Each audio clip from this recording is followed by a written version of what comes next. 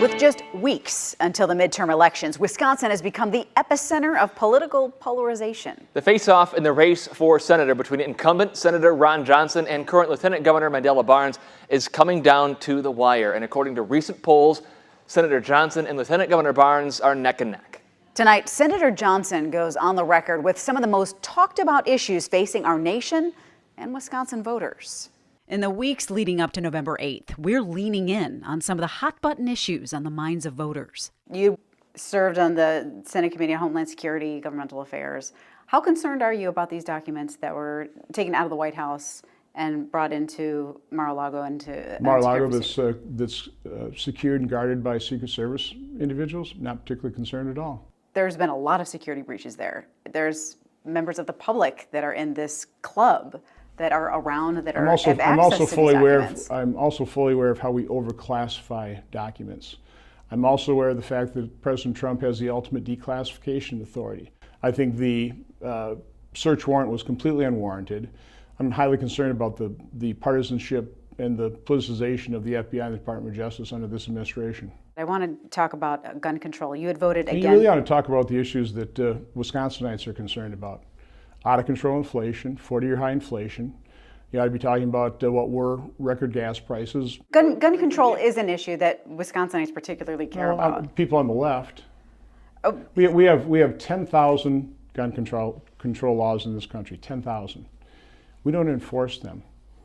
Before we pass another gun control law, what we ought to do is enforce the ones that are already on the books. Would you be willing to support any gun control reform? I'd be willing to support enforcing the laws we already have on the books. Such as?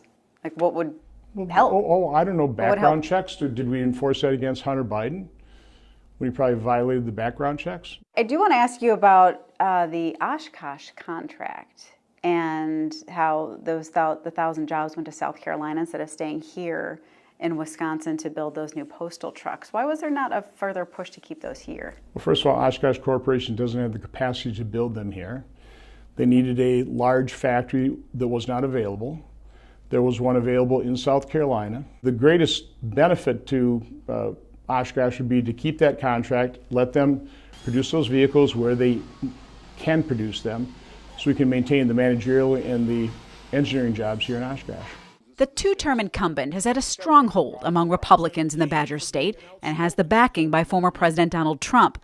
But Senator Johnson has been a magnet for criticism from Democrats and has recently faced backlash for saying he won't support same-sex marriage in its current state. Well, let's talk about same-sex marriage. You recently said you have an issue with the way that it's written currently. What I've said about same-sex marriage is I always felt that the solution was civil unions. I supported civil unions. It's completely different versus Roe v. Wade. That was overturned because you're protecting life prospectively. You're not going to mess up people's lives retroactively. So this attempt to codify is completely unnecessary. It's divisive. And I just lay that out. This is a political movement. Democrats simply can't leave any wound healed. In a tough re-election battle, voters will have to settle in on what's going to determine their choice come November. What you ought to do is you ought to be talking to Mandela Barnes, if you can ever find him, and ask him some pretty pointed questions. He will not be honest he's not being honest with the voters of Wisconsin. He's disavowing past positions. He's running away from them. But the media ought to be asking him questions that the Wisconsin public needs to hear. NBC 26 is scheduled to interview Democratic U.S. Senate candidate Lieutenant Governor Mandela Barnes later this week. In Green Bay, Nina Sperano, NBC 26.